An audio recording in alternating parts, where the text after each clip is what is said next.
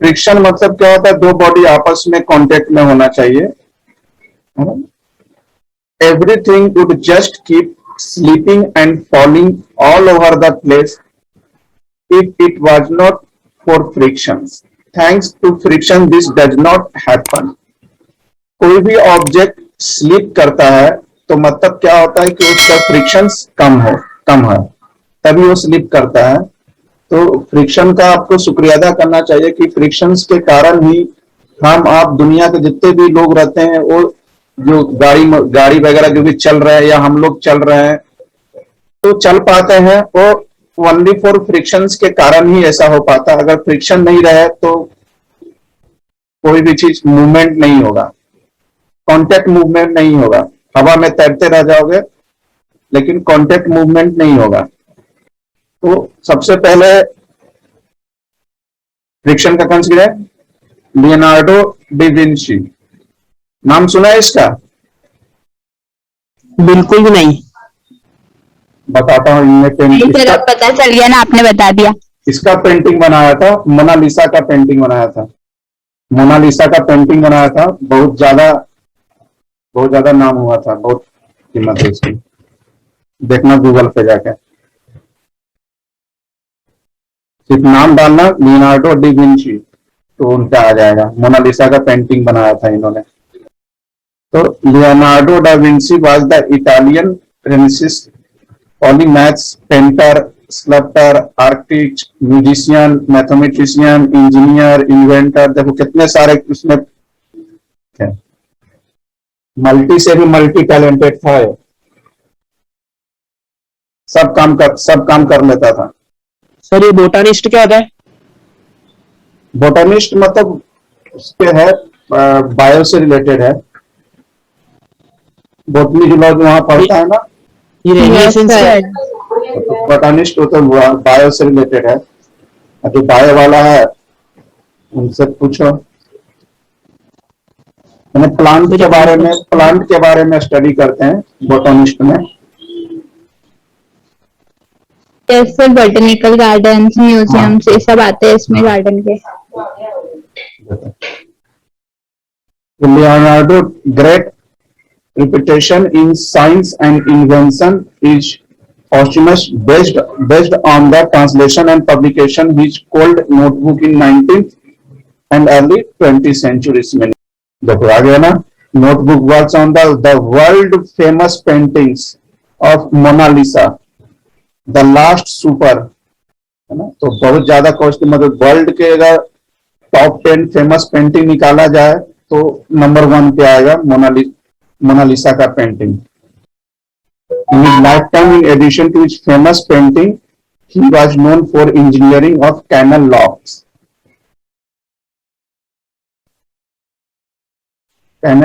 cathedrals and engines of war। ये सब वगैरह इन्होंने कैनल लॉक बनाए इंजीनियरिंग फील्ड में, बार के लिए इंजन्स वगैरह बनाया, कैथेड्रल बनाया, सब चीज बनाया। लेकिन ज्यादा नाम जो इनका हुआ ना, वो पेंटिंग से ही ज्यादा नाम हुआ।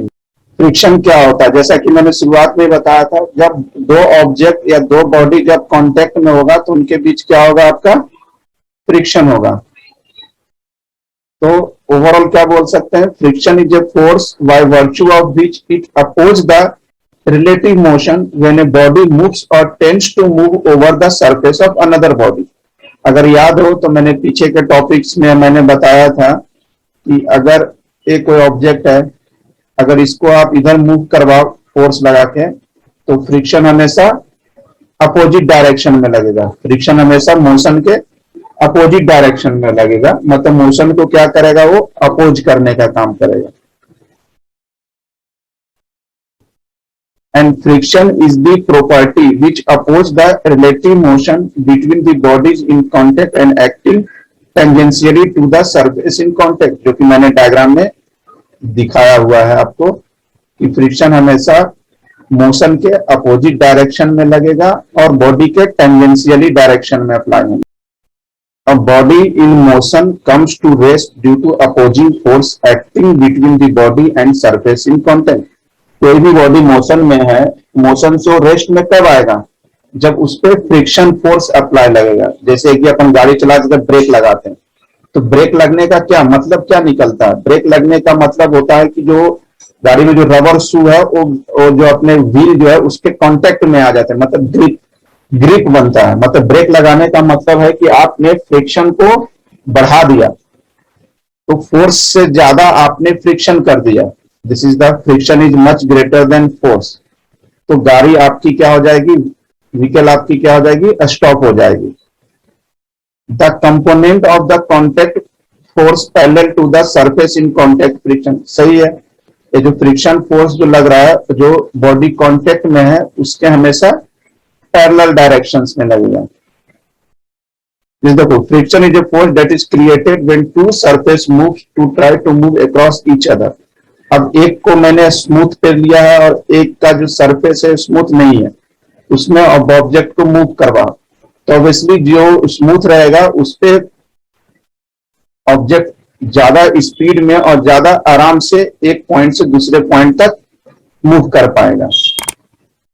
जैसे bicycle, when you want to stop a bicycle you press the brake and it slow down because of the friction between the brakes and wheels। मतलब ब्रेक लगाने का मतलब हुआ कि आपने फ्रिक्शन बढ़ा दिया, और फ्रिक्शन बढ़ा दिया मतलब आपका साइकिल स्टॉप हो जाएगा। तो मतलब आप, है ना, तो याद रखना ब्रेक लगाने का मतलब होता है फ्रिक्शन को इंक्रीज करना। दिस इज तो ब्रेक सिस्टम्स है आपके, एक अभी तो डिटेल्स में नहीं है। ब्रेक सिस्टम अगर आप आगे इंजीनियरिंग में अगर मैकेनिकल ब्रांच लोगे तो वहां ये डिटेल्स में पढ़ना पड़ेगा। ब्रेक चैप्टर ये है। Different solid object experience different amount of friction. सही है, अलग अलग ऑब्जेक्ट पर फ्रिक्शन भी अलग अलग लगेगा। अगर कोई सरफेस ज्यादा हार्ड है तो उस पर फ्रिक्शन अलग रहेंगे, कोई ज्यादा नरम सरफेस है तो उस पर फ्रिक्शन ज्यादा लगेंगे। सिंपल सी बात है, आप सीमेंटेड रोड एक लो और एक कोल टार वाले रोड लो, तो कहीं ना कहीं दोनों में फ्रिक्शंस का बहुत ज्यादा फर्क रहेगा। कहीं ना कहीं जो सीमेंटेड रोड रहते हैं उसके कंपेरिजन में फ्रिक्शन सीमेंटेड रोड का ज्यादा रहेगा। तो जो भी गाड़ियां व्हीकल अगर अपन सीमेंटेड रोड पे ज्यादा अगर गाड़ी चलेंगे तो उसकी जो टायर है वो घिसने के चांसेस बहुत ज्यादा रहेंगे, ज्यादा जल्दी उसकी टायर खराब हो जाएगी। Different solid object experience different amount of friction. Why do you slip and fall when the floor has just been mopped, है ना? Why do you slip and fall, आप क्यों स्लिप हो जाते हैं या क्यों गिर जाते हैं जब आपका जो फ्लोर है वो मॉब्ड हो, मतलब बहुत ज्यादा स्मूथ हो। ऐसा क्यों होता है? This is because liquid creates a thin layer between the floor and your shoe and it reduces the friction a lot. मतलब कि अगर कभी रोड वगैरह पे, कभी अगर न्यूज वगैरह में पढ़ा होगा कि उस पे ऑयल गिर जाते हैं, तो ऑयल गिर जाते हैं तो उस पे क्या होता है कि कभी अगर न्यूज में कि भाई उस पे बाइक वगैरह गाड़ी वाले सब बहुत ज्यादा स्लिप हो रहे हैं। क्यों स्लिप होते हैं? क्योंकि ऑयल जो है वो रोड और आपके शू या गाड़ी के व्हील के बीच को फ्रिक्शन को रिड्यूस कर देता है ऑयल, जिसके कारण से गाड़ियां स्लिप होने लगती है, या लोग भी चलते हैं तो उस पर स्लिप होना शुरू हो जाते हैं। तो we observe many accident during monsoon because of the less friction between the road and the tires। ये obviously आप लोग ने ऑब्जर्व किया होगा कि साल भर में, सालों में सबसे ज्यादा अगर एक्सीडेंट होता है तो मानसून के समय में ज्यादा एक्सीडेंट होता है। बिकॉज बारिश के कारण क्या होता है कि रोड सरफेस पे फ्रिक्शंस कम हो जाते हैं, इसलिए गाड़ियां ज्यादा स्लिप होती है मानसून में। It is because of less friction that you hear of many accidents during the monsoon। बताएं क्या होगा इसका आंसर? Less friction. सही है, ये आपका एक्सप्लेनेशन हो गया। ये बताएं क्या होगा? Opposite to the motion of a body. Tangential to the surface of contact, अभी तो बताया था मैंने। अपोजिट तो होगा ही फ्रिक्शन, लेकिन मोस्ट प्रेफरेबल आंसर जो होगा ना वो थर्ड होगा, हमेशा टेंडेंशियली लगता है। ये आपके रीजन होगा। अब देखते हैं कॉजेज ऑफ फ्रिक्शंस। फ्रिक्शंस के क्या क्या कारण हो सकते हैं। तो कॉजेज ऑफ फ्रिक्शन, तो first reason, the surface of any body appears as a combination of ups and down, मतलब मैंने दो, एक सरफेस कुछ इस तरीके से होता है, कुछ इस तरीके से होते हैं। ये मान लीजिए एक सरफेस है और एक दूसरा surface, up and down conditions होते हैं, मतलब एलिवेशंस, अप मतलब एलिवेशन, डाउन मतलब डिप्रेशन। तो दो surface of any body appear, दो बॉडी उसके सरफेस का कॉम्बिनेशन कुछ इस तरीके से होगा। On placing one body over another body, few of the elevation on the first body set into the few of the depression on the second body, मतलब एक ग्रिप में हो जाएगा, एक बॉडी का एलिवेशन दूसरे के डिप्रेशन के कॉम्बिनेशन में, दूसरे का एलिवेशन फर्स्ट के डिप्रेशन के कॉम्बिनेशन में हो जाए, दोनों एक दूसरे से कांटेक्ट में आ जाएंगे और डीजनरेट फ्रिक्शन जनरेट होगा।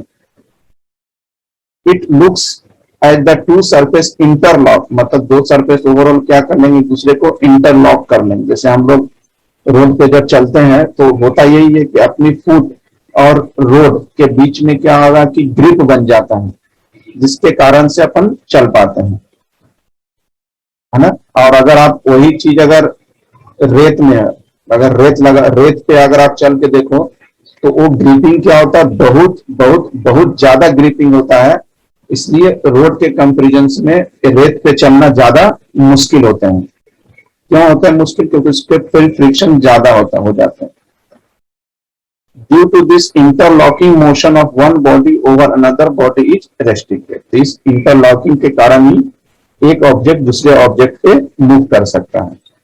On applying sufficient external force, the depression and elevation are removed so that the body slide over the surface of the another body, मतलब कोई sufficient amount of external force लगा के जो depression और elevation है, मतलब this up and down जो है, इसको अपन रिमूव कर सकते हैं ताकि एक बॉडी दूसरे पे आराम से स्लाइड कर सके।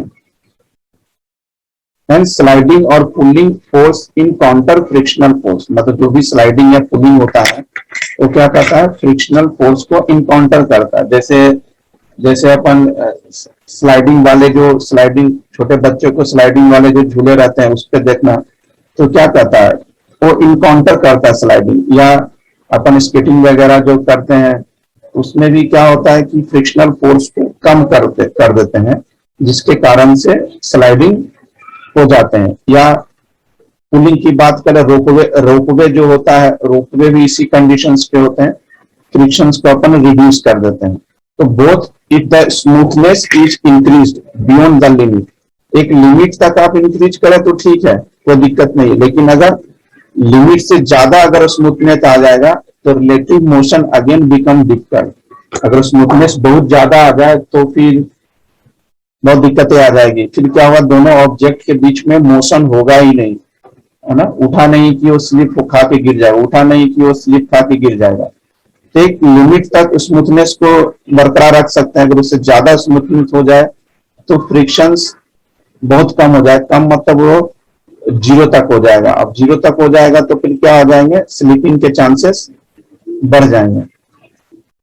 The greater the pressure between the surface the greater will be the interlocking, मतलब जितने ज्यादा प्रेशर आप लगाएंगे, जितने ज्यादा आप प्रेशर लगाएंगे सरफेस पे, इंटरलॉकिंग उतने ज्यादा ही होगा। या कभी सुना होगा कि अगर सरफेस ज्यादा स्मूथनेस है या अगर सरफेस बहुत ज्यादा स्मूथनेस है तो उसमें देखना कि बोला कि भाई अपने पैर बैठा के चलो, ना तो गिरने के चांसेस है। तो अपन क्या कर रहे हैं, सरफेस पे प्रेशर ज्यादा लगा रहे हैं ताकि अपन स्लिप नहीं करें।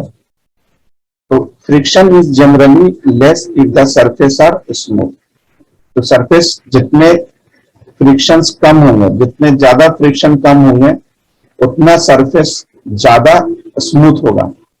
When the irregularities on the surface are completely removed, अगर आपने जो एक डायग्राम सरफेस में इरेगुलरिटीज जो बना हुआ है उसको अगर आप कंप्लीटली रिमूव कर दें तो उससे क्या होगा, the molecule on either surface will come close and the adhesive or cohesive force between them oppose the relative motion.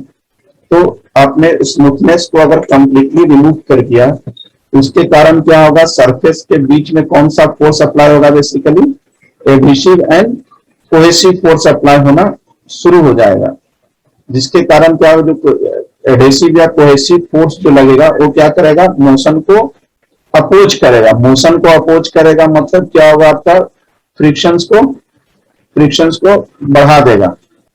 If the surfaces are identical in nature, दोनों सरफेसेस जो कॉन्टेक्ट दोनों identical हो, मतलब ये ग्लास के ऊपर glass, and are very smooth, और दोनों बहुत ज्यादा स्मूथ हो, तो उससे क्या होगा, कोहेसिव फोर्सेस इंक्रीज कर जाएगा and that increase the frictions, और फ्रिक्शंस भी आपका इंक्रीज हो जाएगा। The work done in overcoming friction, मतलब फ्रिक्शंस को कम करने के लिए जो आप वर्क डन लगा रहे हैं, by the applied force may result in heat and causes a sort of thermal bending between the surfaces, hence it is difficult to predict friction exactly। मतलब अगर आप फ्रिक्शन को कम करने के लिए, जैसे कि work done in overcoming frictions को कम करने के लिए आप जो फोर्स अप्लाई कर रहे हैं, तो उस फोर्स के कारण क्या होगा, सरफेस के बीच में हीट जनरेट होगा। कभी देखो आप दोनों हाथ को आप रब करो तो अपने को हीट जनरेट होगा, तो दोनों सरफेस के बीच हीट जनरेट होगा and causes a sort of thermal building, मतलब एक तरह से बिल्डिंग की कंडीशन आ जाएगी between the surface, and is difficult to predict friction exactly. तो फिर आप जब दो सरफेस को रब करोगे तो हीट जनरेट होगा, तो अपन ये बता नहीं सकते कि भाई एग्जैक्टली फ्रिक्शंस कितना होगा। So it depends essentially on the nature of surface in contact and normal pressure between the surfaces। मतलब ओवरऑल रिजल्ट क्या होगा कि दो ऑब्जेक्ट के बीच में जो फ्रिक्शंस होगा, तो बेसिकली फ्रिक्शन किस पे डिपेंड करेगा, नेचर ऑफ द सरफेसेस, कि भाई आपने दो सरफेस को जो कांटेक्ट में किया वो सरफेस का नेचर कैसा हो। जैसे मैंने बताया ना अभी, सीमेंटेड रोड और एक होता है आपका कोल टार वाला रोड्स होता है जो हाईवे वगैरह बनाते हैं, तो दोनों का नेचर अलग अलग है, तो फ्रिक्शंस भी अलग अलग होगा। And normal pressure between the surfaces, और सरफेसेस के बीच में क्या प्रेशर लगा रहा है, तो बस बेसिकली तो ये दो चीज पे फ्रिक्शंस डिपेंड करेगा। क्या होगा इसका आंसर? सर ए वाला लेस।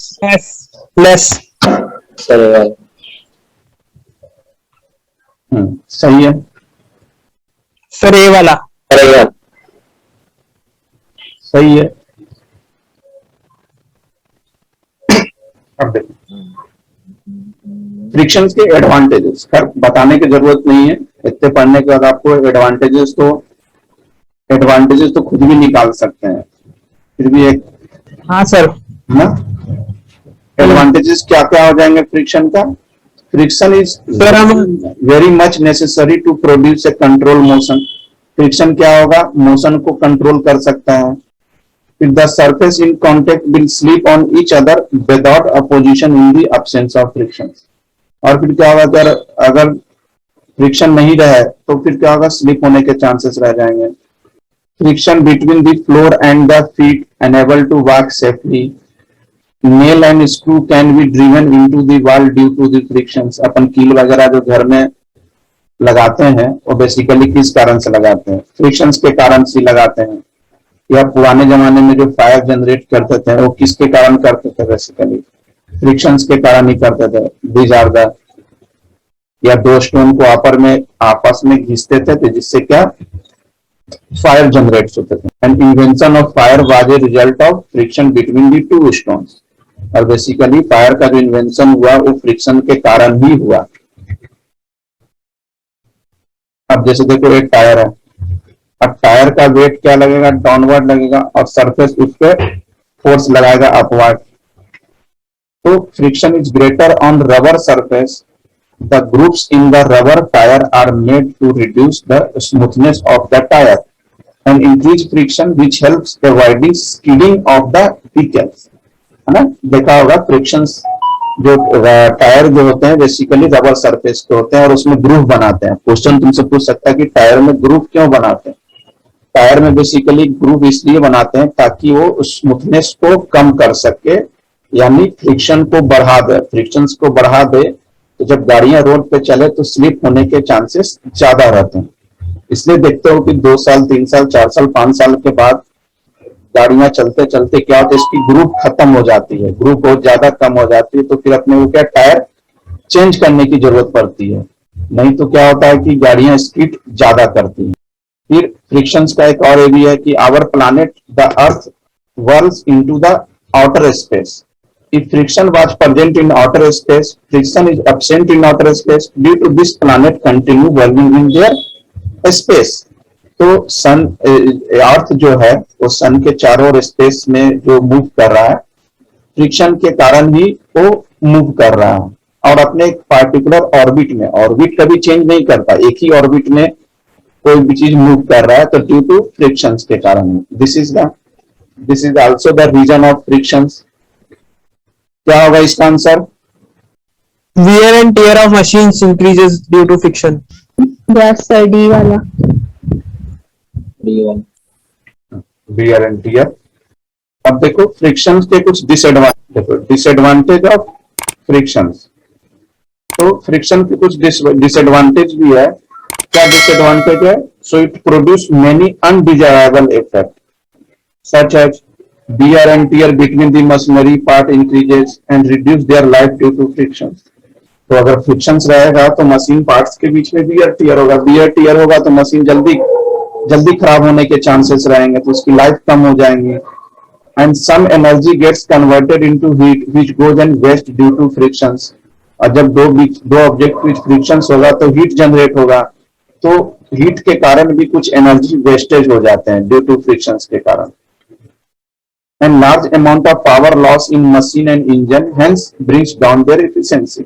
और फ्रिक्शंस के कारण क्या होता है कि पावर लॉस बहुत ज्यादा होता है मशीन और इंजन्स में, जिसके कारण मशीन की इफिशियंसी कम हो जाएगी।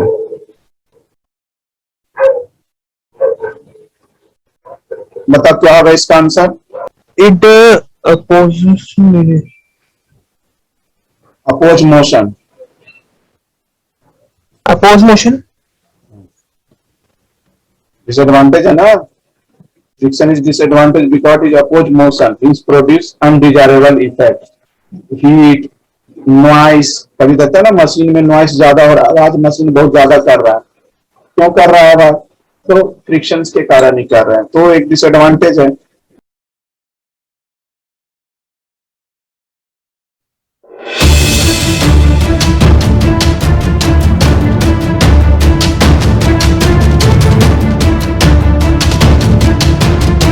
तो कल के क्लास में बेसिकली इंट्रोडक्शन ऑफ फ्रिक्शंस हो गए थे, फ्रिक्शन क्या होता है, उसके एडवांटेज हो गए थे, उसके डिसएडवांटेज हो गए थे, उसके यूजेज हो गए थे।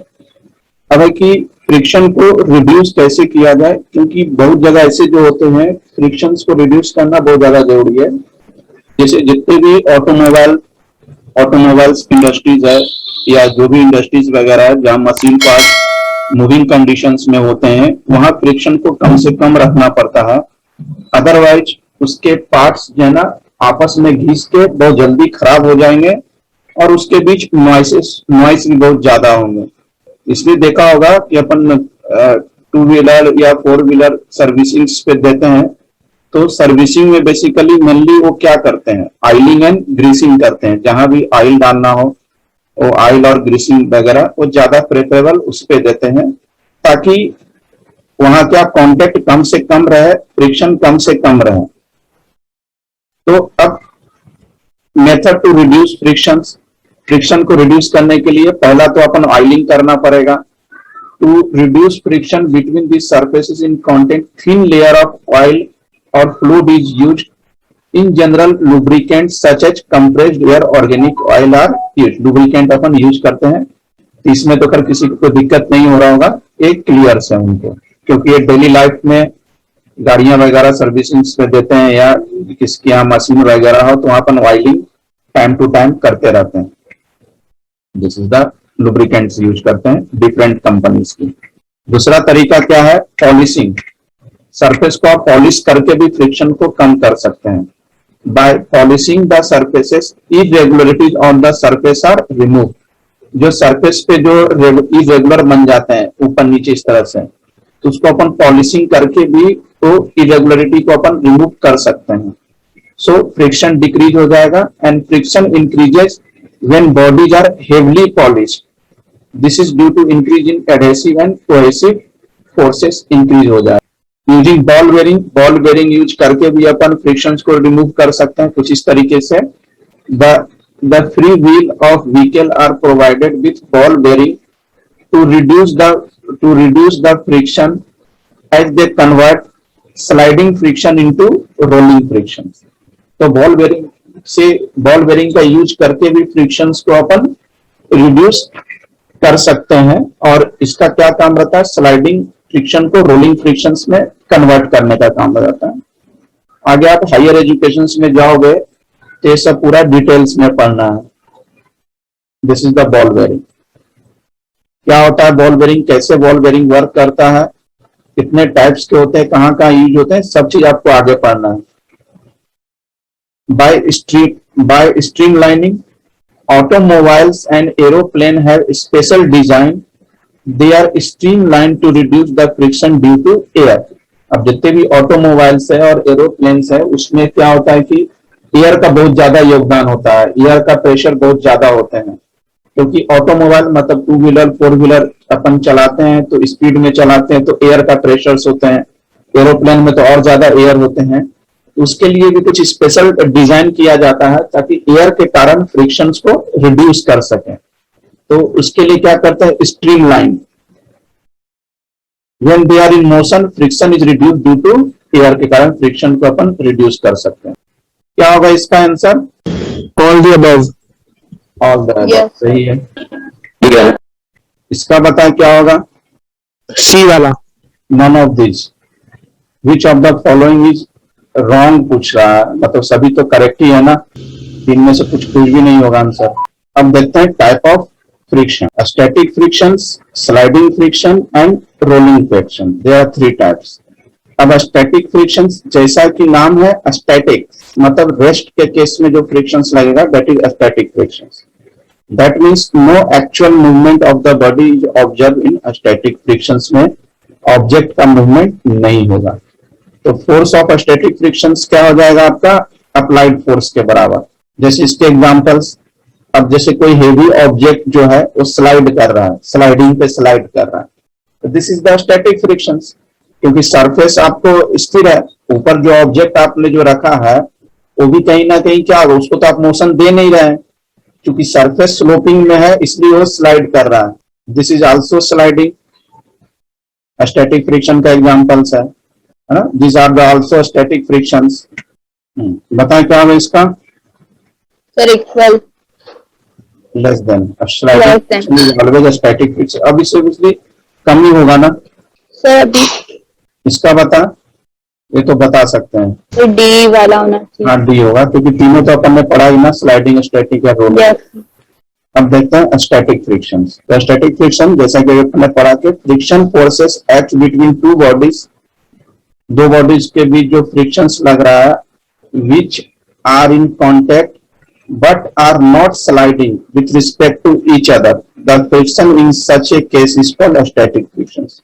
मतलब एक्चुअली फ्रिक्शंस होगा तो 2 बॉडी तो कॉन्टेक्ट में होगा ही होगा, but are not sliding with respect to each other, एक दूसरे के कंपेरिजन में स्लाइड नहीं करना चाहिए. जैसे एग्जांपल से देखो और क्लियर हो जाएगा आपको. Suppose a person is trying to push a heavy almirah on the floor. He has to push strongly to overcome the static friction between the almirah and the floor. अब बहुत ज्यादा heavy अलमीरा रखा हुआ घर में, उसको कोई पर्सन पुश कर रहा है कि भाई उसको जगह को चेंज कर दे, लेकिन वो घसक ही नहीं रहा है. तो बेसिकली वो पर्सन कर क्या रहा है, अलमीरा को धक्का दे रहा है, मतलब कर क्या रहा है कि स्टैटिक फ्रिक्शन को रिमूव करने की कोशिश कर रहा है कि भाई स्टैटिक फ्रिक्शन कम से कम हो जाए या रिमूव हो जाए ताकि अलमीरा अपने प्लेस से चेंज हो सके. कुछ इस तरीके से, क्योंकि बहुत ज्यादा हेवी है तो इधर से लगाएगा फोर्स तो उधर से फ्रिक्शन लगाएगा, इधर से फोर्स लगाएगा तो अलमीरा आगे शिफ्ट होगा ही नहीं. It is the resistive force that acts when there is no relative motion between the surfaces of the bodies in contact under the action of external force. कोई भी relative motion दोनों के respects में हो ही नहीं रहा है. And it is self-adjusting force. It is represented by Fs. Self-adjusting का मतलब इधर से एक फोर्स लगाया, मान लिया कि 50 किलो न्यूटन का, इधर से स्टैटिक्स भी इस पे फोर्स, फ्रिक्शन फोर्स लगा देगा, 50 का ही लगा देगा, अलमीरा जिसका नहीं. फिर एक पर्सन और यहाँ पर आ गया, वो भी गया, तो इधर से भी फ्रिक्शन लग जाएगा. फिर तीसरा आ जाएगा, इधर से भी फ्रिक्शन लग जाएगा. फिर चौथा आ जाएगा. तो इस हिसाब से इधर फोर्स बढ़ाएंगे तो जाके ये आपका फोर्स बढ़ाते जाएंगे तो स्टैटिक फ्रिक्शन उस रिस्क में क्या होगा, कम हो जाएगा और अलमीरा अपने जगह पर से शिफ्ट हो जाएगा. इसलिए मैंने यहाँ लिखा है कि it is a self adjusting, मतलब जितना फोर्स लगाओगे उसी हिसाब से उसके अकॉर्डिंग ही फ्रिक्शन लगना शुरू हो जाएगा. This is the static friction. ये मैंने मान लिया टेबल है, इस पे मैंने एक ऑब्जेक्ट रखा, दिस इज द ब्लॉक, इसको पुल्ली के थ्रू यहाँ एक पेन रखा हुआ. तो अरे ब्लॉक को क्या नाम दिया मैंने, बी. तो consider a block B which is placed on a horizontal table which is connected by a small pen by means of a string with the help of frictionless pulley के through. Diagram में आपको दिख रहा है. Initially when there is no weight of the pen, शुरुआत में आपने pen पे एक भी वेट नहीं रखा, तो जो टेबल पे ब्लॉक रखा हुआ है वो भी वहीं का वहीं रहेगा. The block does not slide because the frictional force between the block and table is balanced by the applied force. Initially pan में वेट नहीं था तो टेबल पे रखा हुआ ब्लॉक भी आगे नहीं खिसकेगा.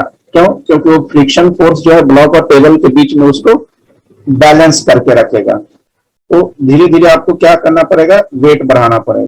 When weight of the pan is increase, जैसे जैसे वेट बढ़ाते जाएंगे अकॉर्डिंग टू वेट, वो जो द बॉडी में स्टिल बी स्टैटिक कंडीशंस में, and the body does not move because resultant force of the body is 0.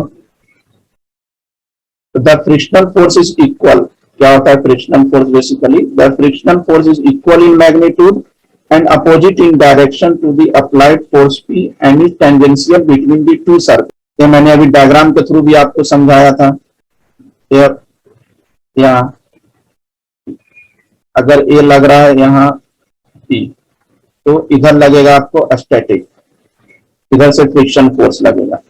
यहाँ लिखा हुआ है कि the friction force is equal in magnitude, मतलब इधर अगर 10 किलो न्यूटन का है तो इधर भी आपको 10 किलो न्यूटन का लगेगा, है ना, same magnitude but opposite direction. और ये हमेशा टेंजेंशियली डायरेक्शन में. टेंजेंशियली का मतलब क्या होता है, ऑब्जेक्ट जहां कांटेक्ट में हो, ऑब्जेक्ट जहां कांटेक्ट में हो. आपने 9th-10th में अपने मैथ्स में पढ़ा होगा टेंजेंट. कोई लाइन जब सर्कल को टच करते हुए पास करे तो इसको क्या बोलते हैं, टेंजेंट बोलते हैं.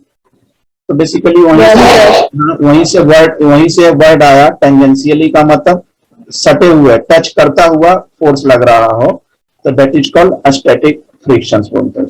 The resistance encounter by body in static condition while tending to move under the action of external force is called static friction.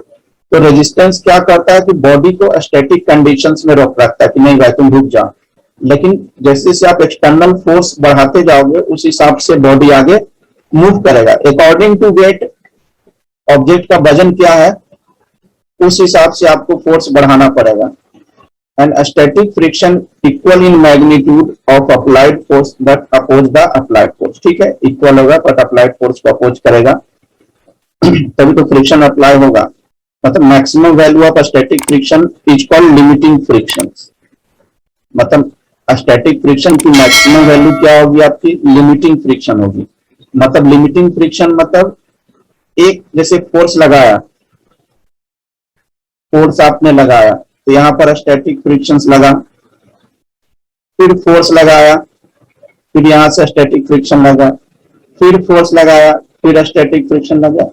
मतलब अब जब फोर्स लगाओगे तो बॉडी जस्ट मूव करना शुरू हो जाएगा. मतलब 10 किलो न्यूटन लगाया नहीं मूव होगा, 20 लगाया 30 किलो न्यूटन लगाया अब 30 किलो न्यूटन के बाद जैसे ही आपने 32 33 किलो न्यूटन किया तो जस्ट बॉडी मूव करना शुरू हुआ, जस्ट मूव करना शुरू हुआ, पूरा तरीके से मूव नहीं हुआ, जस्ट मूविंग कंडीशन में जस्ट मूव करना शुरू हुआ, तो वो उसका क्या होगा, लिमिटिंग फ्रिक्शन, कि भाई इसके बाद अगर आप फोर्स लगाओगे तो बॉडी अपने जगह पर नहीं रहेगा, ऑब्जेक्ट वो मूव करना शुरू हो जाएगा, तो that is called limiting frictions बोलते हैं।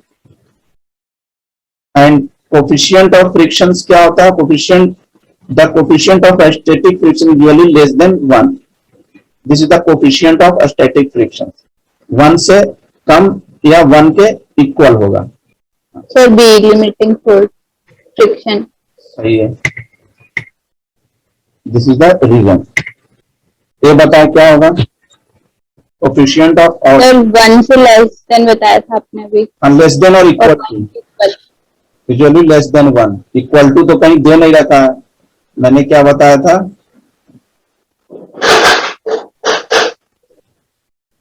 This is less than equal to, तो इक्वल टू तो दे नहीं रखा है, तो यूजुअली लेस देन ही होगा, ऑलवेज लेस देन नहीं, क्योंकि ये इक्वल इक्वल भी, मतलब स्टैटिक फ्रिक्शन लेस देन भी है और इक्वल भी है, तो ऑलवेज लेस देन नहीं होगा, क्यों, क्योंकि इक्वल इक्वल टू देते, यूजुअली लेस देन 1 होगा।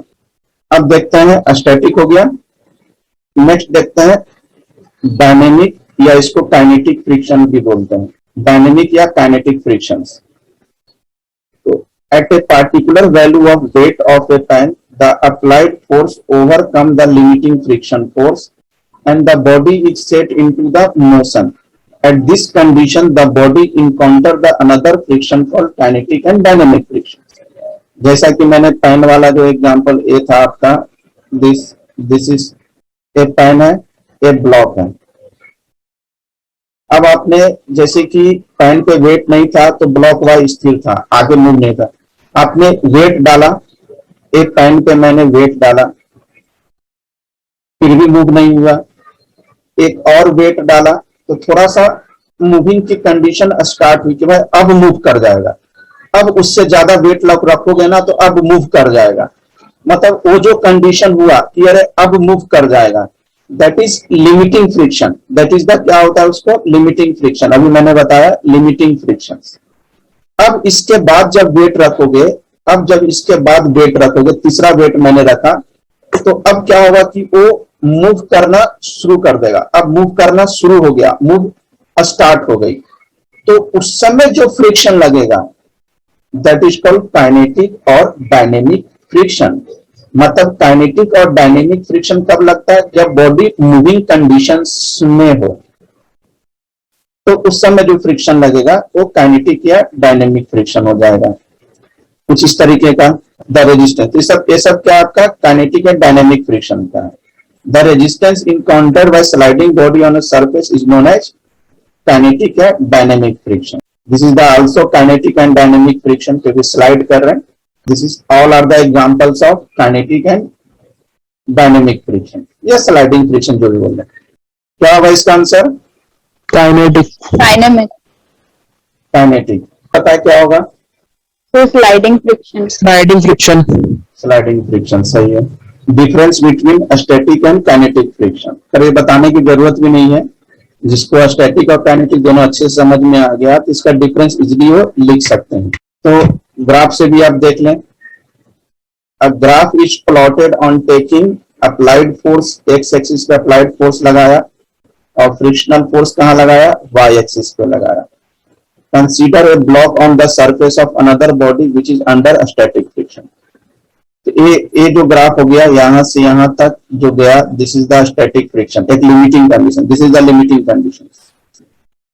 इसके बाद मोशन स्टार्ट हो गया, इसके बाद जो होगा लिमिटिंग कंडीशन के बाद, that is called kinetic friction. When the applied force increases, the frictional force increases and reaches its maximum value, which is represented by a straight line, the graph। जो अपन ने ग्राफ में बताया, जैसे जैसे आप force बढ़ाओगे obviously friction force भी बढ़ेगा, और फ्रिक्शन फोर्स बढ़ेगा तो एक मैक्सिमम वैल्यू तक फ्रिक्शन फोर्स आ जाएगा, उसके बाद फ्रिक्शन फोर्स कम होना शुरू हो जाएगा, उसके बाद फ्रिक्शन फोर्स कम होना जाएगा तो ऑब्जेक्ट अब स्लाइड करेगा। तो जहां तक फ्रिक्शन फोर्स मैक्सिमम हुआ वो तक, कहां तक ग्राफ में क्या मैंने दिखाया आपको, स्ट्रेट लाइन शो कर रहा है. In this case, the applied force equal to the magnitude of the force in the opposite directions में लग रहा है. Hence, the resultant force on the block is equal to 0 and the body is in equilibrium. When applied force crosses this, body starts sliding on the surface. वही चीज है जो अभी मैंने बताया था कि आप फोर्स बढ़ाते जाओ तो एक लिमिटिंग कंडीशंस के बाद क्या होगा कि वो ऑब्जेक्ट स्लाइड होना शुरू हो जाएगा.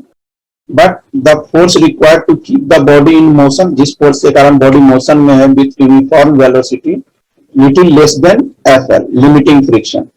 The friction at this condition is called kinetic frictions. जैसे limiting friction से ज्यादा हुआ तो मूव करना शुरू हो जाएगा.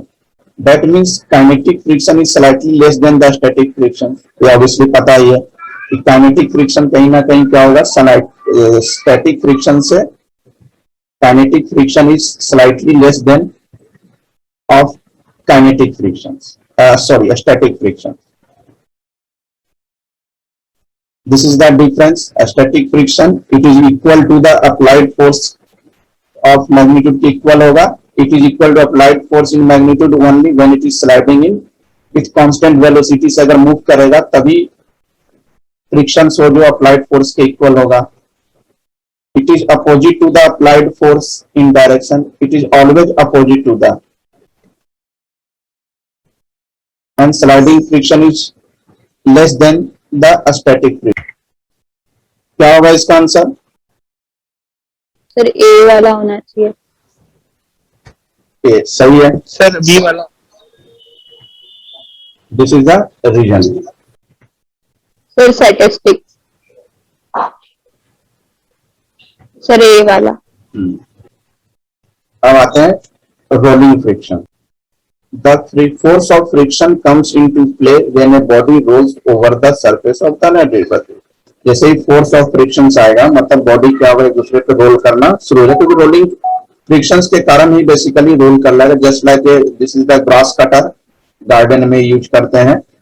It is always easier to roll than to slide a body over the अंदर body. इसी कारण क्या होता है कि रोल करना, स्लाइड के कंपेरिजन में रोलिंग करना ज्यादा आसान होता है, क्योंकि ये ग्रास कटर से आपको दिख रहा है.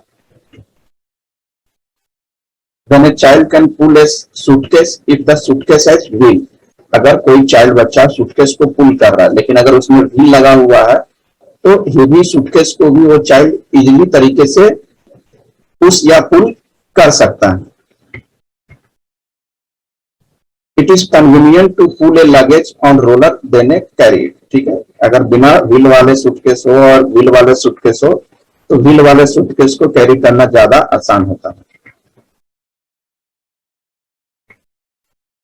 Roller reduce friction. Obviously roller जो होता है फ्रिक्शन को इजिली रिड्यूस हो जाता है, क्योंकि जहां ग्रास कटर अपन जो यूज करते हैं, क्योंकि ग्रास बहुत बड़े बड़े हो जाते हैं तो कहीं ना कहीं उसका फ्रिक्शंस बहुत ज्यादा होते हैं.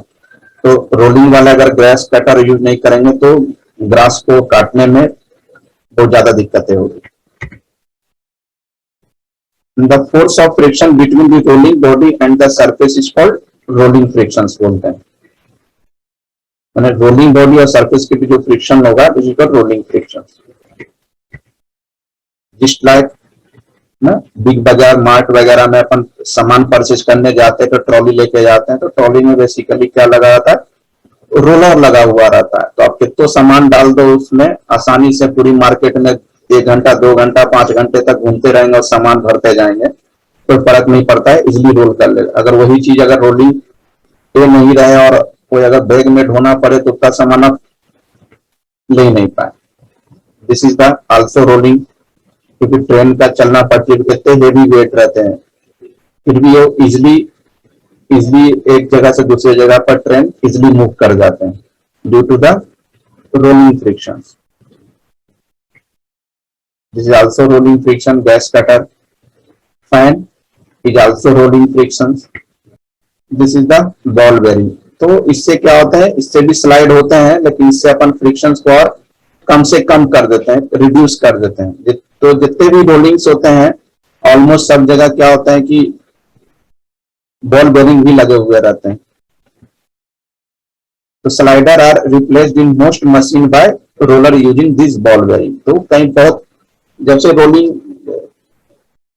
बॉल बेरिंग यूज हुआ है, मतलब कहीं स्लाइडर को धीरे धीरे रिमूव कर रहे हैं, स्लाइडर की जगह पर सभी जगह अपन क्या यूज कर रहे हैं, बॉल बेरिंग अपन यूज कर रहे हैं रोलर के रूप में। तो कहीं ना कहीं स्लाइडर के कंपेरिजन में रोलर जो होता है by the use of ball bearing ज्यादा आसान होता है और ज्यादा स्मूथ मूव करा।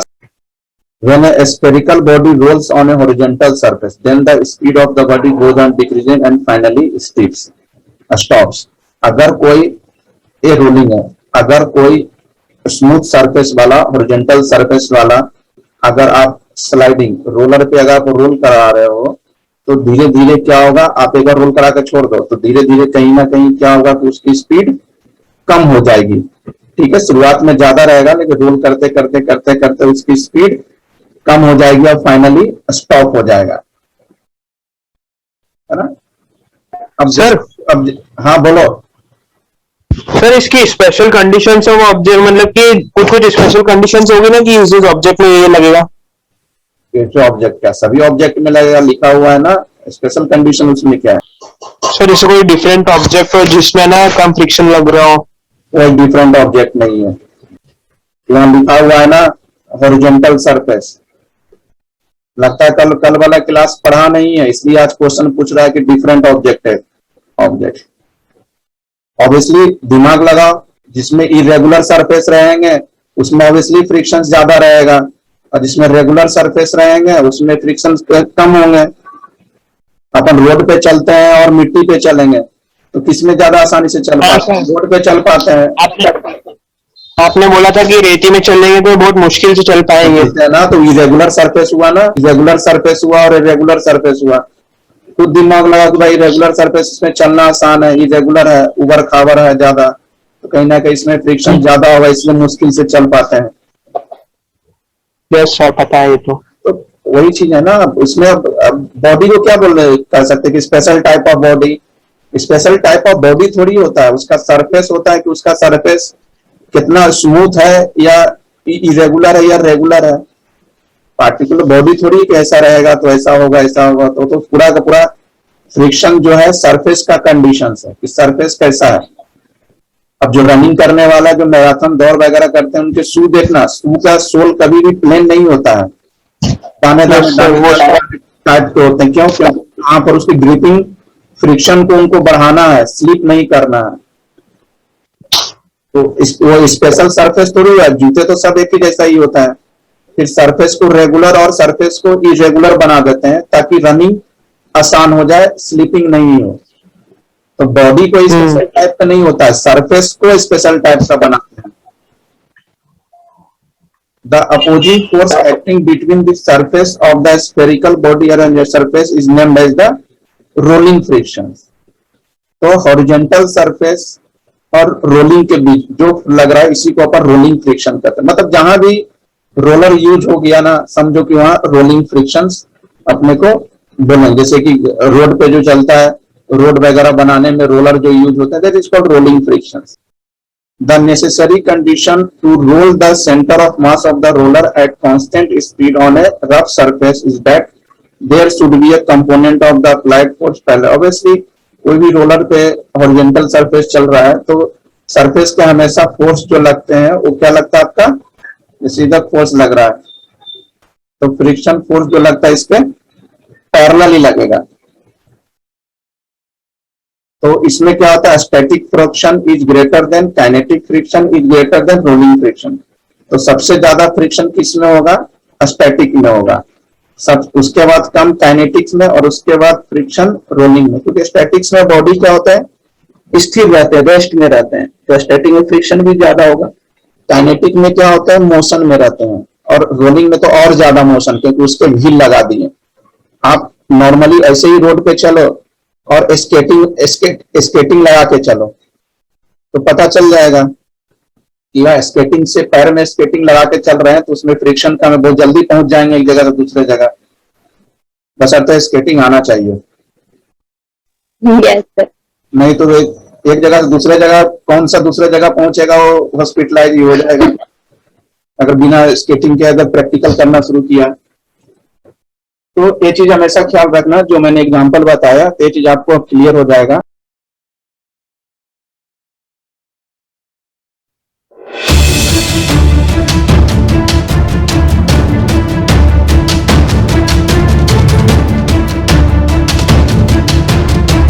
तो आगे देखते हैं नॉर्मल रिएक्शंस। तो नॉर्मल रिएक्शन बेसिकली जब कोई ऑब्जेक्ट कांटेक्ट में हो सरफेस के तो उस पर नॉर्मल रिएक्शंस लगते हैं, कुछ इस तरीके का। ये सरफेस पे ये ऑब्जेक्ट आपका क्या है, कांटेक्ट में है, तो वेट तो डाउनवर्ड में लगेगा और normal reaction always upward directions में लगेगा। तो the force which are exerted only when two bodies are in contact are called contact forces. Normal reactions को कांटेक्ट फोर्स भी बोल सकते हैं। This forces satisfy Newton's third law of motion को satisfy करता है। ये भी एक्शन के अपोजिट रिएक्शंस होता है, weight downward normal upward. It's depend only the nature of contact, माने जो ऑब्जेक्ट है वो कितने कांटेक्ट में है उस पर डिपेंड करता है, क्योंकि कांटेक्ट भी अलग अलग हो सकते हैं ना।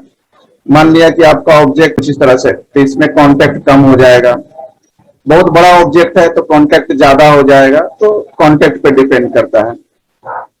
Not the area of contact, area of contact पे नहीं, सिर्फ कांटेक्ट पे डिपेंड करेगा। The component of the contact force normal to the surface in called normal reaction.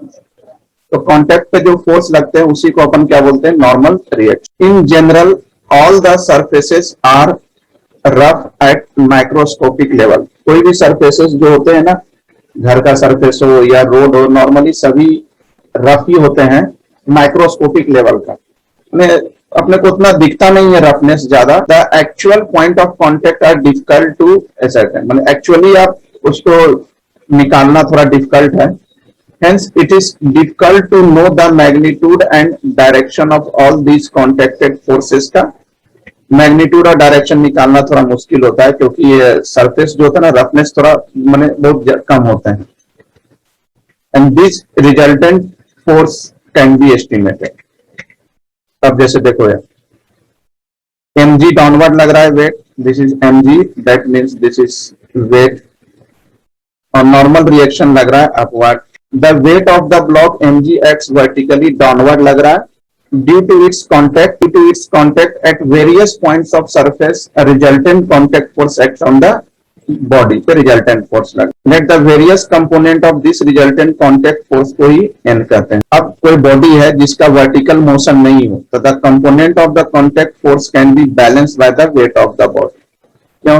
क्योंकि a जी है, इस पे a वेट है लगा हुआ है। mg अगर डाउनवर्ड लग रहा है और नॉर्मल रिएक्शन क्या लग रहा है आपका, अपवर्ड लग रहा है, तो नॉर्मल रिएक्शन किसको बैलेंस करेगा, mg को बैलेंस करेगा, मतलब वेट को बैलेंस करेगा। जब वर्टिकली मोशन नहीं, मतलब ऊपर की तरफ कोई ऑब्जेक्ट नहीं जा रहा हो, तब की केस बात कर रहे हैं। Since it is perpendicular to the plane of contact, diagram से देख के ही लग रहा है कि कोई भी ऑब्जेक्ट जैसे टेबल पे रखा हुआ है तो कहीं ना कहीं वो क्या होगा, आपका कांटेक्ट के परपेंडिकुलर ही होगा, तो that is called normal reaction. Normal reaction is the resultant contact force acting on a body placed on a rigid surface perpendicular to the plane of contact के परपेंडिकुलर्स होते हैं। अभी मैंने बताया था कि नॉर्मल रिएक्शन बेसिकली किस पे डिपेंड करता है, नेचर ऑफ कांटेक्ट पे करता है कि भाई जो ऑब्जेक्ट आपने रखा है वो उसका कितना पार्ट जो है वो सरफेस के कांटेक्ट में है, and it does not depend upon the area of contact. Even in the event of the motion of the body on the surface, the force remains unaltered, मतलब फोर्स चेंज नहीं होगा। अब कह रहा है कि अब बॉडी को कहाँ रख दो आप, plane surface incline at angle theta पे रख दो विद द हॉरिजॉन्टल से, थीटा इंक्लाइन, मतलब कुछ इस तरीके से थीटा है, यहाँ पे अपन ने रख दिया ऑब्जेक्ट को। The weight mg of the body acts vertically downward, मैंने इसके पहले वाले बताया था मैंने, अगर याद होता mg भी क्या लगेगा, दिस, दो कंपोनेंट में ब्रेक हो जाएगा वर्टिकली और हॉरिजॉन्टली, तो ए थीटा तो ए थीटा हो जाएगा, तो ये हो जाएगा mg cos थीटा और this is mg sin theta. तब वर्टिकली डाउनवर्ड mg नहीं हुआ क्योंकि mg तो थीटा एंगल से लग रहा है, अब वर्टिकली डाउनवर्ड क्या होगा, mg cos थीटा। और नॉर्मल रिएक्शन इस तरह से लग रहा है, तो बेसिकली क्या हो जाएगा, एन बैलेंस किसको करेगा, एम जी कॉस थीटा को बैलेंस करेगा, कुछ इस तरीके से जो मैंने बताया। क्या होगा इसका answer? Sir normal force. Sir C वाला।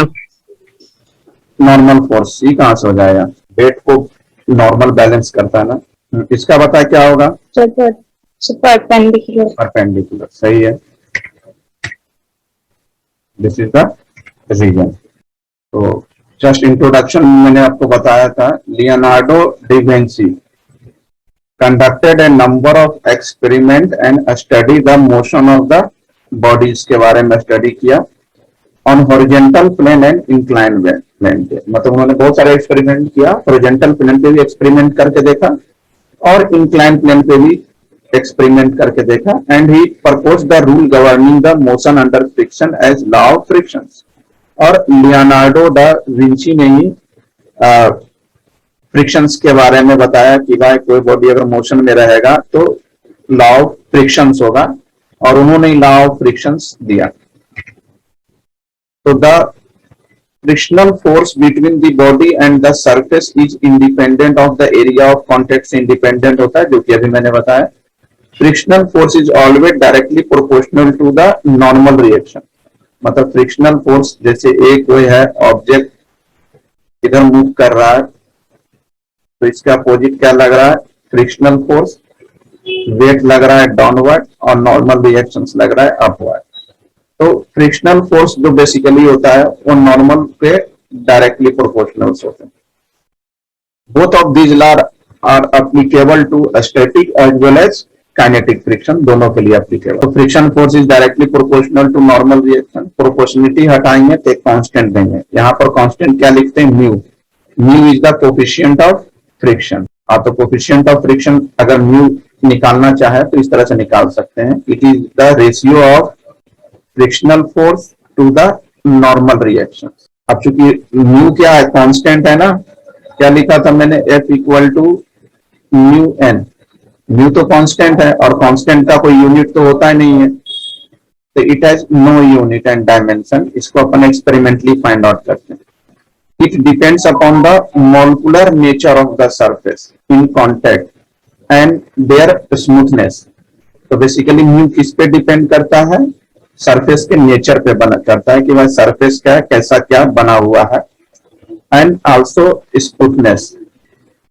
Dust and impurities on the surface drastically affect the value of frictional force and coefficient। Obviously particles अगर सरफेस पे डस्ट बहुत ज्यादा हो, घर में ही या रोड पे धूल वगैरह बहुत ज्यादा हो, डस्ट बहुत ज्यादा हो, या सरफेस पे इरेगुलर कचरे वगैरह बहुत ज्यादा सब हो, तो कहीं ना कहीं क्या होता है कि फ्रिक्शन फोर्स पे अफेक्ट करेगा, क्योंकि वहां पर फ्रिक्शन फोर्स बढ़ जाएगा तो कोफिशिएंट ऑफ फ्रिक्शंस भी बढ़ जाएंगे। बताएं इसका क्या होगा answer? Nature of surface in contact, area of surface, the friction between two surface contact independent बोल रहा है, पूरा क्वेश्चन पढ़ाकर। Nature of surface of contact पे तो डिपेंड करेगा सर बोथ एंड। बता इसका, सर बोथ एंड भी नेचर ऑफ कांटेक्ट, फिर गलत बताया। नेचर ऑफ कांटेक्ट पे डिपेंड करेगा ना, एरिया ऑफ कांटेक्ट तो इंडिपेंडेंट होता है, तो ए एंड बी कहां से हो जाएगा? Sir be directly proportional. Sir directly proportional है, तो coefficient of friction doesn't have a unit and dimension। not units and dimension।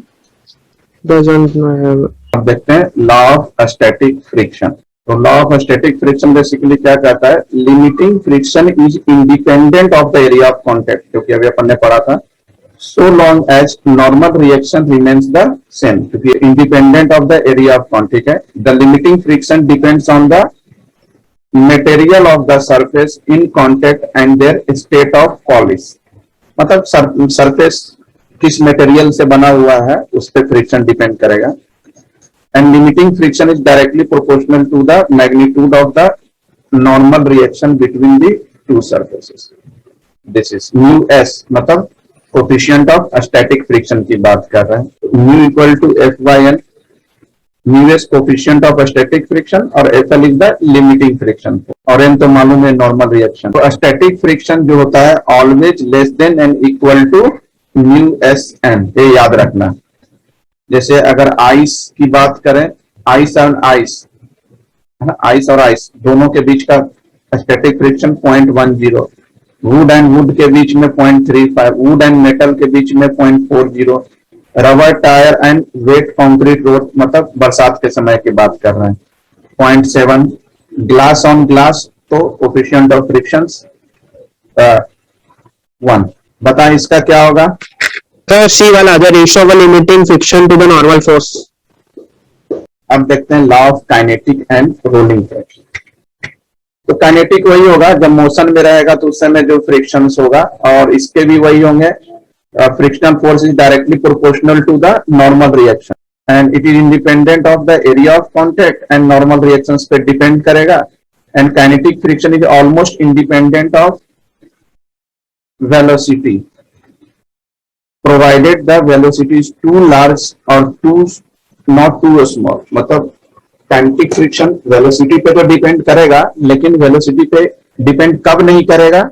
जब उसकी वेलोसिटी बहुत ज्यादा हो। मतलब आप गाड़ी मान लिया कि 50-100 की स्पीड में चला रहे हैं, मतलब बहुत ज्यादा हो, तो उस केस में फ्रिक्शंस क्या होंगे? वेलोसिटी पे डिपेंड नहीं करेगा।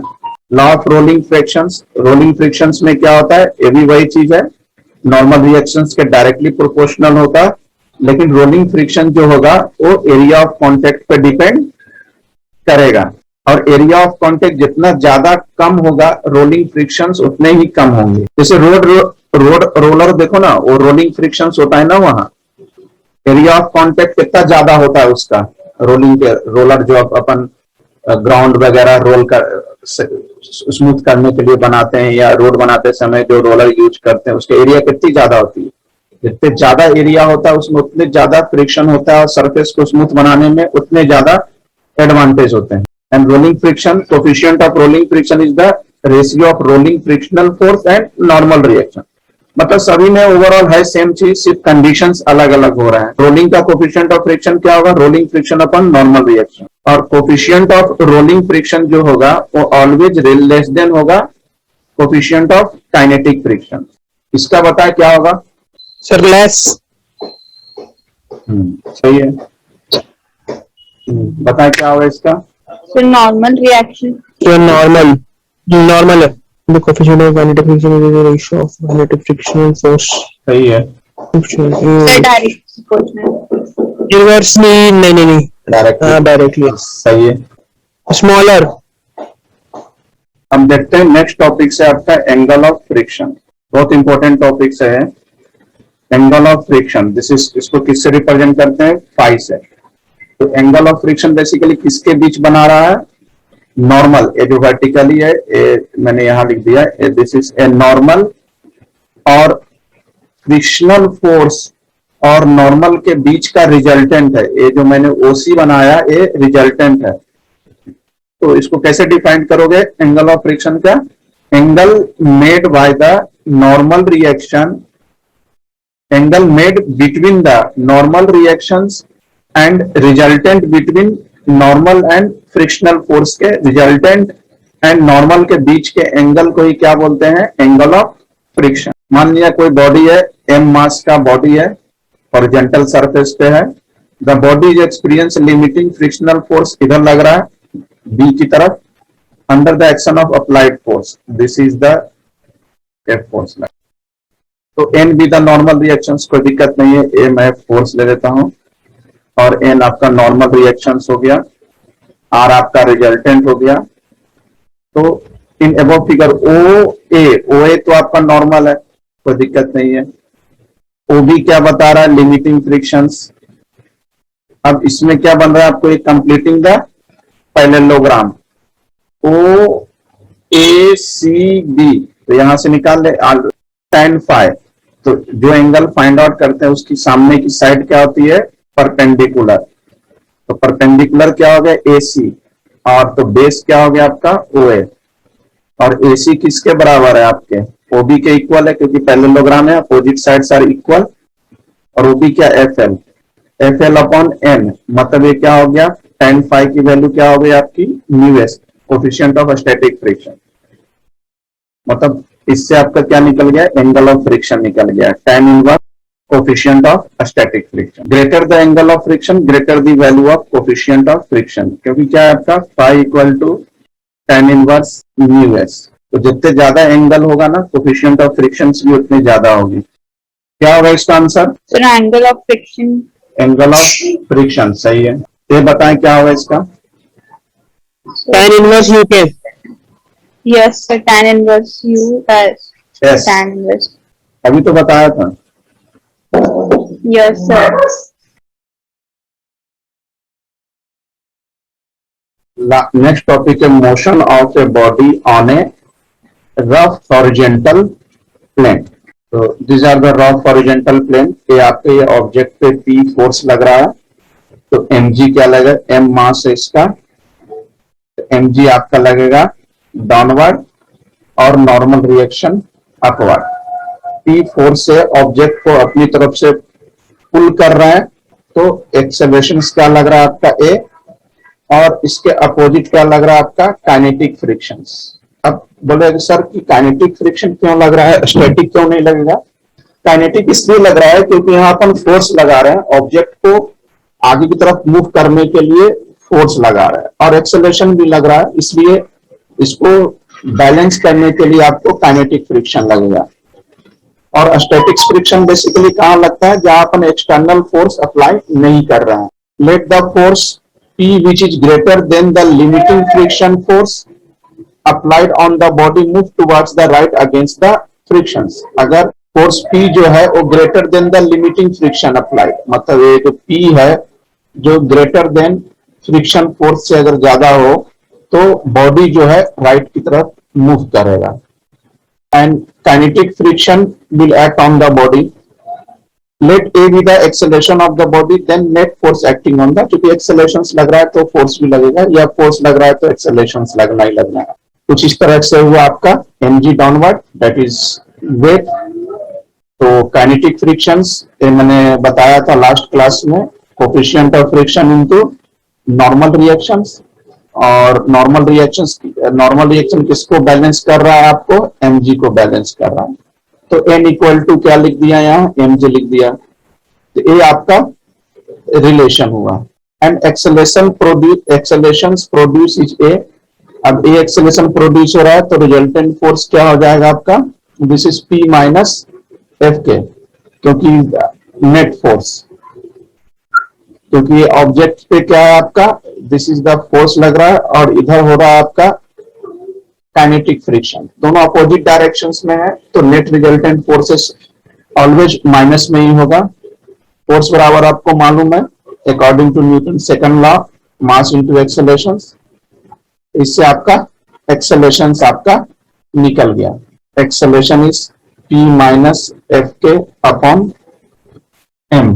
तो इससे आप एक्सेलरेशन निकल गया, तो बाकी आप जो चाहे वो निकाल सकते हैं। डिस्टेंस निकालना है, वेलोसिटी निकालना है, टाइम निकालना है। The equation first, distance move the given time t and the velocity acquired can be calculate with the help of kinetic equation. Acceleration मिल गया, तो काइनेटिक इक्वेशन मतलब जो अपन उधर पढ़े थे ना, v equal to u plus A T, v square equal to u square plus 2s, s equal to u two plus half A T square. इससे बाकी आगे की चीज आप सारे चीज फाइंड आउट कर सकते हैं। नेक्स्ट है, इसी में फ्रिक्शन में नेक्स्ट टॉपिक है motion of a body on rough inclined surface. अभी हॉरिजॉन्टल सरफेस पे देखा था, अब इंक्लाइंस पे देखेंगे।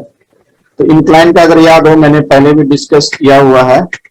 ऐसे फर्क क्या पड़ेगा यहाँ पर? एक सेकंड, फर्क क्या पड़ना है? जैसे कि ए इंक्लाइन सरफेस है, दिस ए मास m है, ए थीटा एंगल से इंक्लाइन है, तो दिस इज ए हो गया आपका mg। तो इंक्लाइन के केस में क्या होगा? सिर्फ एक कंपोनेंट में आपका ब्रेक हो जाएगा। This is theta mg cos theta और mg sin थीटा। बस ये आपका इसमें फर्क पड़ना है, ठीक है। कुछ इस तरीके से, क्योंकि इंक्लाइन सरफेस है तो इसका मूवमेंट क्या आपका इस तरह से है, डाउनवर्ड की तरफ मूव कर रहा है, तो फ्रिक्शन क्या लगेगा? Upward direction. The force acting on the body, यार कौन कौन से बॉडी पे फोर्स लग रहा है? एक तो mg लग रहा है वर्टिकली डाउनवर्ड, और इसको दो कंपोनेंट में ब्रेक किया, mg cos थीटा और mg sin theta. mg cos theta जो है आपका क्या लग रहा है? वर्टिकली डाउनवर्ड, जिसको कि बैलेंस कौन कर रहा है आपको? Normal reactions. और mg sin थीटा कहाँ लग रहा है, parallel to the inclined surface. तो mg sin थीटा को कौन बैलेंस कर रहा है आपको, फ्रिक्शन फोर्स बैलेंस। तो ये आपका इक्वेशंस जो मैंने पीछे बताया, F equal to mg sin theta और n equal to mg cos theta. बस ये हॉरिजॉन्टल और इंक्लाइंड में बेसिक डिफरेंस आपका यही है। अब देखते हैं एंगल ऑफ रिपोज। कल की क्लास में एंगल ऑफ फ्रिक्शन देखा था, जो कि क्या था angle of friction, it is the angle between normal reactions and resultant of the normal and coefficient of friction के बीच का एंगल था। अगर याद हो तो this is the mg, this is the normal, ये हो गया आपका फ्रिक्शंस, ये हो गया आपका रिजल्टेंट। तो ये एंगल था आपका कल जो बताया था मैंने, this is the angle of frictions, ये था हॉरिजॉन्टल। आज देख रहे हैं angle of repose. Angle of repose basically किस केस में रहेगा आपका, इंक्लाइन सरफेस के केस में रहेगा। This is the angle of repose. तो एंगल ऑफ रिपोज आप डायग्राम देख के आप समझा सकते हैं कि एंगल ऑफ रिपोज बेसिकली क्या होता है, inclination of the inclined surface. Inclined surface का जो इंक्लाइनेशंस होते हैं that is called, inclined surface का जो इंक्लाइनेशन होता है that is called angle of repose. वही चीज कह रहा है, the angle of repose is defined as the angle of inclined plane at which body plane placed on it just began to slide. मतलब वैसा इंक्लाइनेशन जिसपे की बॉडी जस्ट स्लाइड करना चाहता हो। इंक्लाइंड सरफेस के इंक्लाइनेशन को अपन क्या बोलते हैं, angle of repose. Angle of repose does not depend upon the mass of the object as well as area of contact. Obviously definition से ही पता चल रहा है, inclination of surface को ही angle of repose कहते हैं। तो angle of repose basically किस पे डिपेंड कर रहा है, एंगल पे, कितना ज्यादा इंक्लाइंस है ना।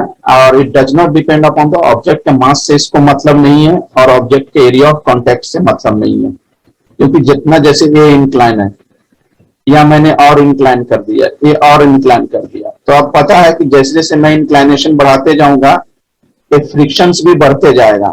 आप यहां से कोई स्लाइड कर रहा है, कोई यहां से स्लाइड कर रहा है, कोई यहां से स्लाइड कर रहा है, कोई यहां से स्लाइड कर रहा है, कोई 90 डिग्री से स्लाइड कर रहा है, तो सबसे पहले नीचे कौन आएगा, 90 डिग्री वाला आएगा। जैसे जैसे आप इंक्लाइनेशन बढ़ाते जाएंगे इसकी फ्रिक्शंस भी बढ़ते जाएगी। But it depends upon the relative smoothness of the surface in contact for a given pair of surface and angle of repose remains constant। और आपका सरफेस कितना ज्यादा स्मूथ है उस पर डिपेंड। अब जैसे एक ऑब्जेक्ट ले लिया, m मास का ऑब्जेक्ट है, इंक्लाइन प्लेन है, जो कि इंक्लाइन प्लेन का एंगल कितना दे रखा है आपका, अल्फा दे रखा है। अगेन यहाँ कंपोनेंट में ब्रेक करेंगे, अल्फा mg cos अल्फा और mg sin अल्फा कंपोनेंट में ब्रेक किया, तो force acting on the body mg, वही चीज जो अपन उधर पढ़ रहे थे, इंक्लाइंड सरफेस वाला पढ़ा था ना, वही चीज यहाँ हो जाएगा कि n किसको बैलेंस करेगा, mg cos अल्फा को बैलेंस करेगा, और फ्रिक्शन फोर्स किसको करेगा, mg sin अल्फा को बैलेंस करेगा। और इसमें फोर्स क्या लग रहा है, अपवर्ड डायरेक्शंस में लग रहा है, ठीक है। तो mg cos alpha perpendicular to the inclined plane, और एक हो जाएगा आपका mg sin alpha normal to the parallel, या नॉर्मल बोल पैरेलल टू द इंक्लाइन। दो कंपोनेंट हो गए। अब नेक्स्ट टॉपिक है body just ready to slide and sliding down.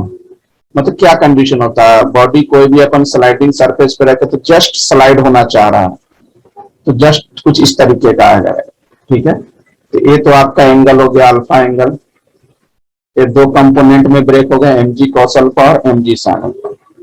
Since the body is in equilibrium, the net force on it should be equal to 0। Body equilibrium में है, मतलब net force क्या होगा, इक्वल टू 0 होगा।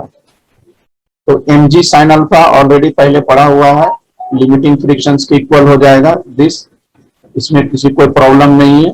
और normal क्या हो जाएगा आपका, mg cos alpha, this is the fn, ये ऑलरेडी पढ़ा। तो according to law of frictions, friction force बराबर क्या होता है, न्यू एन, ये भी ऑलरेडी पढ़ा हुआ है। तो फ्रिक्शन की जो फोर्स की वैल्यू है mg cos अल्फा, उसको रख दिया इसकी जगह पे, इसकी प्लेस पे, और n की जो वैल्यू निकला mg cos अल्फा वो यहाँ रख दिया। अब इसको आप सॉल्व करेंगे तो mg से mg cancel out, sin alpha upon cos alpha equal to mu s. So this is tan alpha equal to mu s. तो tan alpha equal to mu s निकला। तो क्या हुआ, the coefficient of static friction is numerically equal to the tangent to the angle of repose, क्योंकि tan को क्या बोलते हैं, टेंजेंट बोलते हैं। ये आप मैथ्स में पढ़ोगे, मैथ्स में जब कोऑर्डिनेट्स, जो आपके टीचर्स हैं कोऑर्डिनेट्स पढ़ाएंगे तो उसमें आपको टेंजेंट पढ़ाएंगे, टेंजेंट, और स्लोप ऑफ द टेंजेंट पढ़ाएंगे। Slope of the tangent, slope को अपन किससे रिप्रेजेंट करते हैं, बेसिकली tan से रिप्रेजेंट करते हैं। इसलिए मैं यहाँ आपको tan alpha is the tangent of the angle of repose की बात कर रहे हैं। In case of incline plane the angle of repose is equal to angle of friction. Second, body sliding down. Second case है, body अगर नीचे की तरफ स्लाइड हो रहा है तो उस केस में क्या होगा कि नीचे की तरफ स्लाइड हो रहा है, मतलब angle of friction is more than the angle of repose. इस केस में एंगल ऑफ फ्रिक्शन जो होगा एंगल ऑफ रिपोज से ज्यादा होगा, तभी बॉडी नीचे की तरफ स्लाइड होगा। Body sliding down and incline. Consider कोई बॉडी एम मास का बॉडी लिया जो कि रफ प्लेन पे थीटा एंगल से इंक्लाइन है, और theta is the angle of friction is greater than the angle of repose alpha. तो the force acting on the body are weight acts vertically downward। ये already आपको पता है कि वेट कहाँ लग रहा है, डाउनवर्ड लग रहा है। One is component mg cos theta normal to the incline plane. mg cos theta मतलब normal to the incline plane, मतलब this is the normal to the incline plane mg cos theta, और mg sin theta का incline plane के parallel लग रहा है। और n क्या है आपका, परपेंडिकुलर टू द प्लेन्स, और this is the kinetic friction क्या है आपका, this is the incline plane pillar. As there is no motion of the body, तो परपेंडिकुलर डायरेक्शंस क्या हो जाएगा आपका, n equal to mg cos theta. इसमें शायद किसी को दिक्कत नहीं हो रहा है, ये वर्टिकली अपवर्ड है, वर्टिकली डाउनवर्ड है। The body slide down with acceleration due to net forces. Net force आपका ये हो जाएगा mg sin थीटा, क्योंकि अभी मैंने बताया है इंक्लाइन सरफेस पे mg sin थीटा इधर लग रहा है और काइनेटिक फ्रिक्शन आपका इधर लग रहा है। तो इससे आपका आ गया, तो एक्सेलरेशंस क्या हो गया, एक्सेलरेशंस का ये आपका फॉर्मूलाज हो गया। नेक्स्ट टॉपिक है velocity and acceleration of a sliding body. तो velocity and acceleration of the sliding body का, कर एक्सेलरेशन तो निकाल ही रहे हैं। अब जैसे velocity, when a body slide down, body अगर नीचे डाउनवर्ड स्लाइड कर रहा है तो एक्सेलरेशन ऑफ द बॉडी क्या हो गया आपका, consider a body of mass m placed on a rough incline plane. तो कोफिशिएंट ऑफ फ्रिक्शन आपका म्यू के है, जो ऑलरेडी, क्योंकि this is the kinetic friction, क्योंकि ये मूवमेंट के कंडीशंस में है। तो the body slide down the plane with angle of inclination is greater than the angle of repose, जो कि अभी मैंने इसके लास्ट वाले में भी बताया था कि बॉडी नीचे स्लाइड कभी करेगा तब एंगल ऑफ इंक्लाइनेशन या एंगल ऑफ फ्रिक्शन बोले, that is greater than the angle of repose. कुछ इस तरीके का ये फॉर्मूला हुआ, जो कि ऑलरेडी प्रीवियस स्लाइड में निकाल चुके हैं। अब वेलोसिटी की अगर बात करें कि वेलोसिटी क्या होगा बेसिकली, तो अभी मैंने प्रीवियस कुछ स्लाइड में बताया था कि काइनेमेटिक इक्वेशन लगाते हैं, उससे आपका वेलोसिटी आ जाएगा। तो initially the body start from rest and attain the velocity v on reaching the bottom of the incline plane. This is the kinetic equations, kinematic equation. तो इनिशियल वेलोसिटी जीरो, क्यों zero होगा, क्योंकि initially तो rest में ही रहेगा ना, आप force लगा नहीं रहे हैं। डिस्टेंस क्या मान लेते हैं, एल मान लेते हैं, और एक्सेलरेशन आप निकाल चुके हैं। तो ये सब वैल्यू रख देते हैं। u जीरो है तो v स्क्वायर u जीरो हो गया, 2a की वैल्यू है आपका g sin theta minus mu के कॉस्ट, और s क्या हो गया l। तो इससे क्या निकल जाएगा, velocity under root 2g sin theta minus mu K cos theta l। This is velocity. Time to reach bottom to the incline plane. अब कोई भी ऑब्जेक्ट इंक्लाइन प्लेन से नीचे की तरफ मूव कर रहा है तो वह नीचे आने में उसको टाइम कितना निकलेगा। तो सब क्या है कि एक दूसरे से डिपेंडेंट है। वेलोसिटी निकला सब चीज निकला, तो उससे आप टाइम भी इजिली आप निकाल सकते हैं। ये इससे निकला basically S equal to UT plus half AT square. अभी मैंने बताया था डिस्टेंस को L मान लिया, वेलोसिटी 0 हो गया तो पूरा मल्टीप्लाई में तो 0 हो गया, और एक्सेलेरेशन तो खैर अभी अपन पीछे निकाला ही था, this is sine theta minus mu के कॉस थीटा और दिस इज टी स्क्वायर। तो इससे आपका क्या निकल गया, टाइम निकल गया, मतलब एक्सेलेरेशन निकल गया तो एक्सेलेरेशन निकल गया तो आपका वेलोसिटी निकल गया, वेलोसिटी निकल गया तो आपका टाइम निकल जाएगा, सब एक दूसरे से कोरिलेटेड है। अब है कि body sliding up the plane. अब बॉडी क्या है कि प्लेन के ऊपर तरफ स्लाइड कर रहा है, तो डाउनवर्ड जब स्लाइड था तो आपने देखा था पीछे फॉर्मूला, नेट फोर्स में मैंने क्या यूज किया था, यहाँ माइनस साइन यूज किया था, तो ऑब्वियसली अपवर्ड जब स्लाइड करेगा तो अपन क्या यूज करेंगे, प्लस साइन यूज करेंगे।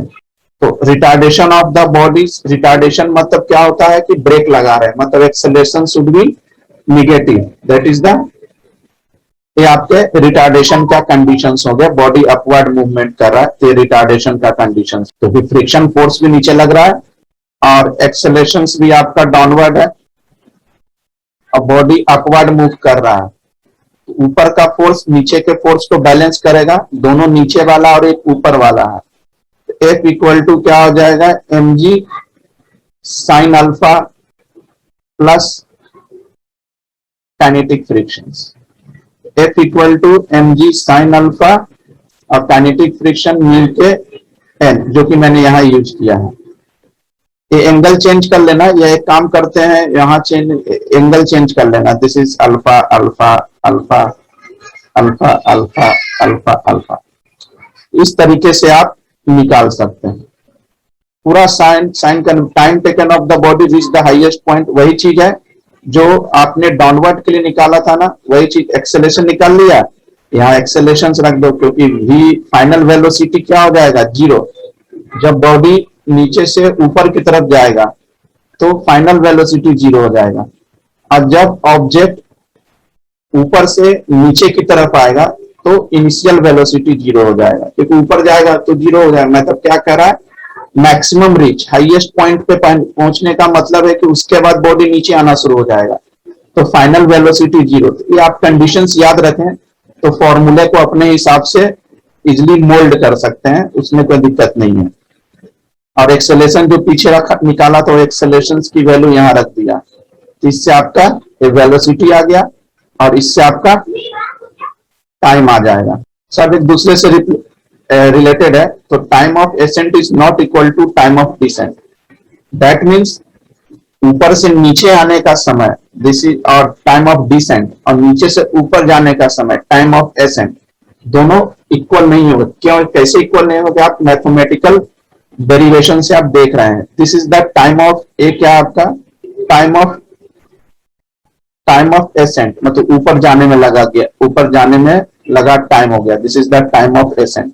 और इसके पहले वाले जो डेरिवेशन पर आया था वो टाइम ऑफ डिसेंट था। तो आप मैथमेटिकल एक्सप्रेशन से खुद ही डिसाइड कर सकते हैं कि दोनों टाइम कभी भी इक्वल नहीं होगा इन केस ऑफ फ्रिक्शंस के टर्म में। जबकि वहां पर जो था, इसके पहले वाले चैप्टर्स में अपन जो पढ़ रहे थे पहले वाले, उसमें अपन क्या कर रहे थे, किसी बिल्डिंग के ऊपर से फेंक रहे थे ऑब्जेक्ट, वहां पर क्या था, टाइम ऑफ एसेंट और टाइम ऑफ डिसेंट शुड भी इक्वल था, वो अपन ने मैथमेटिकली देखा था। बट यहां भी अपन ने मैथमेटिकली देख रहे हैं, इस केस में नहीं होगा अगर इंक्लाइन। अब है pulling and pushing of a long roller on a rough horizontal, pulling and pushing of a long roller on a rough horizontal plane. Pulling and pushing long roller जो अपन गार्डन्स में जो यूज करते हैं grass cutter के लिए, तो उस पे देखते हैं friction, this is the pulling rollers. Consider a long roller of mass m।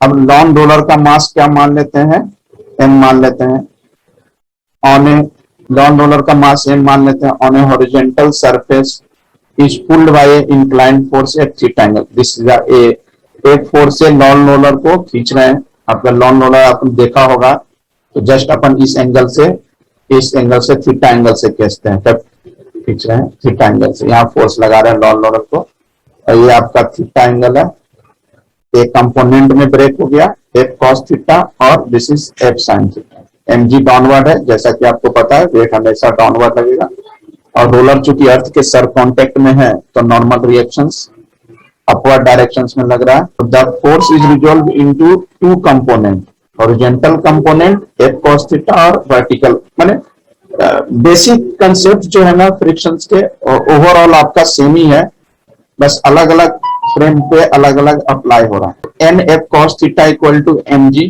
कैसे आया, जैसे लॉन्ग रोलर के केस में अभी अपन देख रहे थे, this is M G downward, N upward, this is F, और इसको F theta, this is F cos theta, और this is F sine theta.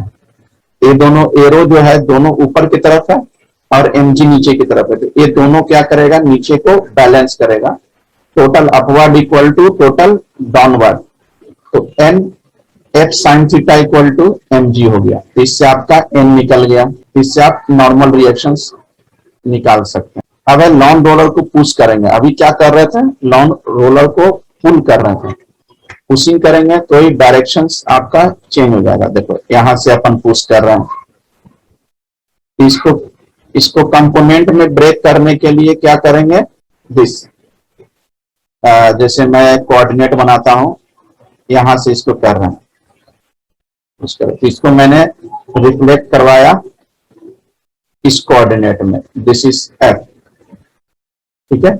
A theta angle बना रहा था तो अपोजिट एंगल से ए थीटा एंगल बनाएगा, यहाँ कंपोनेंट में ब्रेक हो जाएगा एफ कॉस थीटा, और this is F sine theta. अब इस केस में क्या हो जाएगा आपका, mg तो डाउनवर्ड लग रहा है और n लग रहा है ऊपर, तो इस केस में क्या हो जाएगा, mg plus F sine theta equal to n। तो इसमें नॉर्मल आपको इस तरीके से आप निकाल लोगे, n equal to mg plus F sine theta. बताए क्या होगा इसका आंसर। हाँ, ऐसे भी अभी मौसम ही चल रहा है, मौसम चेंज हो रहा है, तो इस हिसाब से answer should be third. Pull of long roller is easier than pushing, this is the most favourite questions exam point of view से ना। तो कैसे एक्सप्लेन करना है, डायरेक्ट एक्सप्लेन मत करना, जैसा एक्सप्लेनेशन मैंने डायग्राम बनाया, कंपोनेंट में ब्रेक किया, उस बेसिस पे एक्सप्लेन करना, तब ये रीजन लिखोगे तो आपके नंबर मिलेंगे, अदरवाइज मैं नंबर एग्जाम में नहीं दूंगा, एक ख्याल रखना, चाहे आप कहीं कैसा भी लिखा हुआ रहे। सिंपल 1 मार्क्स के क्वेश्चन है तब पे लिख दोगे तो नंबर मिल जाएगा, लेकिन अगर 2 मार्क्स और 3 मार्क्स में रहेगा ना तो आपको मैथमेटिकली भी लिखना पड़ेगा।